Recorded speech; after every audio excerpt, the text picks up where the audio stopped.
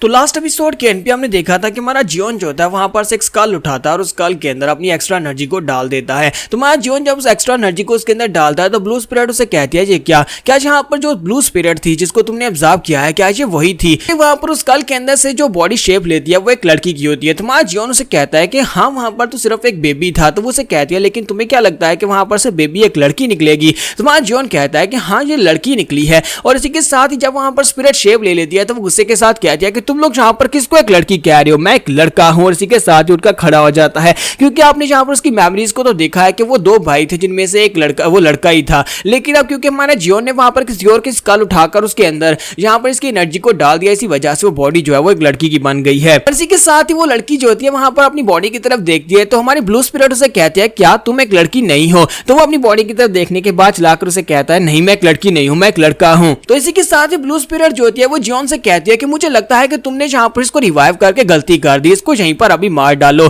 क्योंकि इसकी mental state मुझे बिल्कुल भी ठीक नहीं लगती। ये एक लड़की है और ये खुद से कह रहा है कि ये एक लड़का है। तुम्हारा जियोन से कहता है कि मुझे तो लगा था कि यहाँ पर इसको यूज किया जा सकता है, हाँ थोड़ी देर पहले तो ये ऐसा बिल्कुल भी नहीं था। वो लड़की चलाकर उसे कहता है कि तुम दोनों की हिम्मत कैसे हुई यहाँ पर मेरे सामने इस तरह से बात करने की? मैं जहाँ पर तुम्हारे सामने खड़ा हूँ और तुम लोग यहाँ पर मेरे सामने इस तरह से बात कर रहे हो। और इसी के साथ ही ब्लू स्पिरिट आगे बढ़ती है, उसको गले से पकड़ती है और कहती है कि तुम्हारी हिम्मत कैसे हुई यहाँ पर मेरे सामने ऊंची आवाज में बात करने की? दोबारा अगर यहाँ पर तुमने मेरे सामने ऊंची आवाज में बात की तो मैं यहाँ पर अभी के सभी सवाल तुम्हारी सारी की सारी एनर्जी को एब्जॉर्ब कर जाऊंगी और तुम्हारे पैदा होने के साथ मैं अभी यहाँ पर मार डालूंगी। तो इस बात से वो लड़की काफी ज्यादा घबरा जाती है और वहीं पर शांत हो जाती है। जबकि हमारा जियोन उसे कहता है कि क्या तुम यहाँ पर ये नहीं पूछोगे कि मैंने यहाँ पर तुम्हें रिवाइव क्यों किया है? इसी के साथ ही हमारा जियोन जो होता है उसने उसकी स्कल को अपने हाथ में पकड़ रखा था। हमारा जियोन उसे कहता है कि मैंने यहाँ पर तुम्हें इसलिए रिवाइव किया और साथ ही वो उसकी स्कल को वहां पर तोड़ देता है। और इस बात से वो बहुत ज्यादा हैरान होती है और इसी के साथ ही वो लड़की वहीं पर बैठकर जोर जोर चिल्लाना शुरू कर देती है। वो स्पिरिट जो होती है वहां पर जोर जोर से चिल्ला रही होती है और ब्लू स्पिरिट उसे कहते हैं कि तुमने इसे बहुत ही अच्छा सबक सिखाया।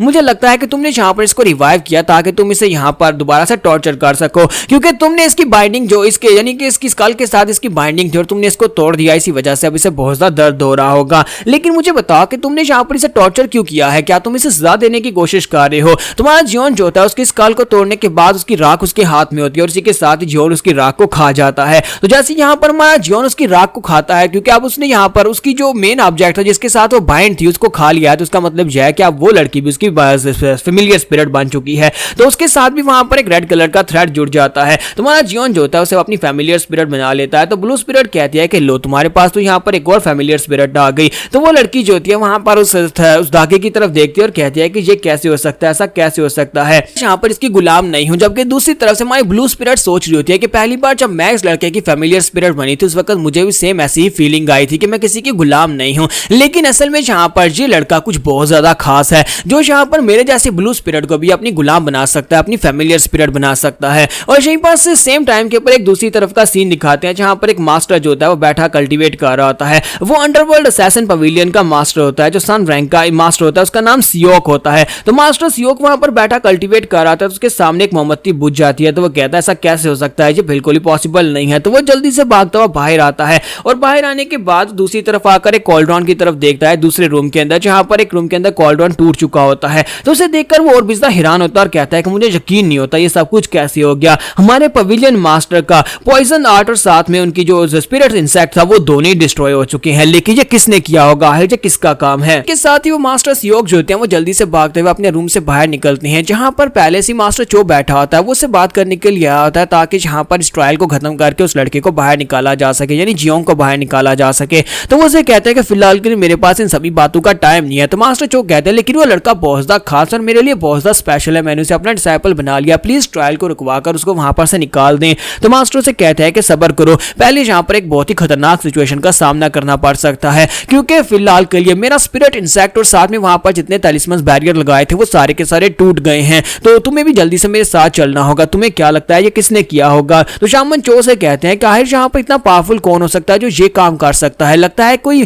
चैमी मोरियो वहां पर से गुजरा होगा। तो वो कहते हैं कोई चैमी मोरियो, लेकिन क्या तुम्हें लगता है कि वो चैमी मोरियो कितना पावरफुल हो सकता है? क्योंकि उस बैरियर को तोड़ना किसी आम से चैमी मोरियो के बस की बात नहीं है, कोई मिस्टिकल चैमी मोरियो हो सकता है। जल्दी से रेडी हो जाओ, तुम्हें मेरे साथ वहां पर कॉप्स ब्लड वैली में उस वैली के अंदर जाना होगा, यानी उस खाई के अंदर जाना होगा, जाकर चेक करना होगा कि आखिर वहां पर कौन सा पावरफुल बीस्ट है जिसने उस बैरियर को तोड़ दिया है। और मास्टर चो वहां पर सोच रहे होते हैं कि मुझे लगता है कि ये मेरे लिए ज्यादा अच्छा है कि इस वक्त जहां पर हमारा ट्रायल चल रहा है और कोलाप्स ब्लड वैली के अंदर एक बहुत ही पावरफुल मिस्टिकल क्रीचर आ गया है जिसने वहां पर इनके बैरियर को तोड़ दिया है। तो हम लोग वहां पर जाएंगे और जाकर इसको वजह बनाकर उस ट्रायल को रोक देंगे जिससे मैं अपने डिसाइपल को बचा सकता हूं। और दूसरी तरफ दिखाते हैं कि हमारी ब्लू स्पिरिट जो होती है वो कहते हैं कि मुझे यहाँ पर इस बात के ऊपर यकीन नहीं हो रहा कि तुमने इस लड़की को अपनी फैमिलियर स्पिरिट बना लिया, जबकि वो लड़की भी वहां पर सोच रही होती है क्या मैं यहाँ पर एक फैमिलियर स्पिरिट बन गई हूँ। तुम्हारा जियोन उससे पूछता है कि अपना नाम बताओ, तो वो कहती है कि जैसे कि मैं तुम्हें अपना नाम बता दूंगी, और वो काफी ज्यादा गुस्सा हो रही होती है। जब किसी के साथ ही जियोन जो होता है वहां पर उसके ऊपर प्रेशर डालता है और गुस्से के साथ से कहता है कि अपना नाम बताओ,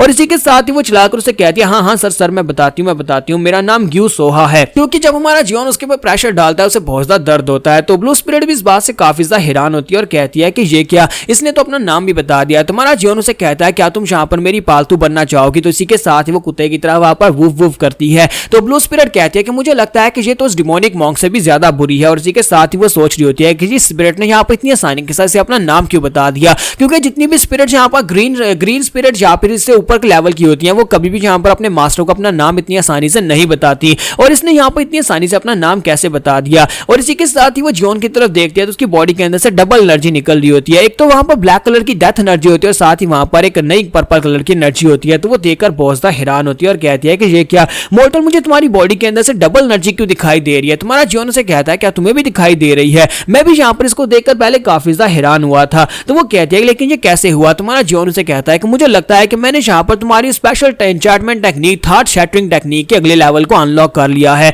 तो ये बात सुनने के बाद ब्लू स्पिरिट बहुत ज्यादा हैरान हो जाती है और कहती है लेकिन ऐसा कैसे हो सकता है। थॉट शैटरिंग टेक्निक जो है वो सिर्फ एक एनलाइटमेंट टेक्निक है और तुमने उसको कंप्लीटली पढ़ा भी नहीं था, फिर तुमने उसे अगले लेवल को कैसे अनलॉक कर लिया। और हमारे जियोन के पास यहाँ पर अपनी फिजिकल बॉडी को ब्रेक थ्रू किए बगैर ही उसका पावर लेवल यहाँ पर काफी ज्यादा बढ़ चुका है, जिसकी वजह से अब उसकी बॉडी के अंदर डबल कोर बन चुकी है और उसकी एनर्जी पहले से ज्यादा पावरफुल हो चुकी है। तो वो कहती है इसका मतलब यह है कि तुम यहाँ पर ब्रेक थ्रू किए बिना ही यहाँ पर सारी की सारी एनर्जी को अपनी बॉडी के अंदर स्टोर कर सकते हो। और इसी के साथ ही वो कहती है कि इसका मतलब यह है कि इस वक्त तुम्हारा लेवल जो है वो सुप्रीम पीक तक पहुंच चुका है। हालांकि तुम्हारी फिजिकल कल्टीवेशन बहुत ज्यादा कम है, लेकिन तुम्हारी बॉडी के अंदर जो इंटरनल एनर्जी है वो इस वक्त सुप्रीम पीक राम पर पहुंच चुकी है। तुम सुप्रीम पीक राम के मास्टर्स को बड़ी आसानी से हरा सकते हो। हमारा जियोन कहता है कि सुबह होने वाली और मेरे पास बहुत ही कम टाइम बचा है। पहले मैं यहाँ पर सिर्फ और सिर्फ 7 और लोगों को छोड़ने वाला था ताकि मैं यहाँ पर 8 लोग पूरे करके इस टेस्ट को पास कर सकूं, लेकिन अब मेरे पास यहाँ पर और कोई वजह नहीं बची। मैं यहाँ पर बाकी के सभी लोगों को मार डालूंगा। सभी को मारने के बाद यहाँ पर से निकल जाऊंगा, क्योंकि अब मैं यहाँ पर इतना स्ट्रॉन्ग हो चुका हूँ कि मैं इस वैली से खुद से भागकर जा सकता हूँ। और इसी के साथ ही हमारा जियोन कहता है कि चलो अब जल्दी से यहाँ पर से निकलते हैं। यहीं पर से नेक्स्ट सीन बाहर का दिखाते हैं जहाँ पर वो टैटू वाला लड़का जो होता है वो यहाँ पर हमारे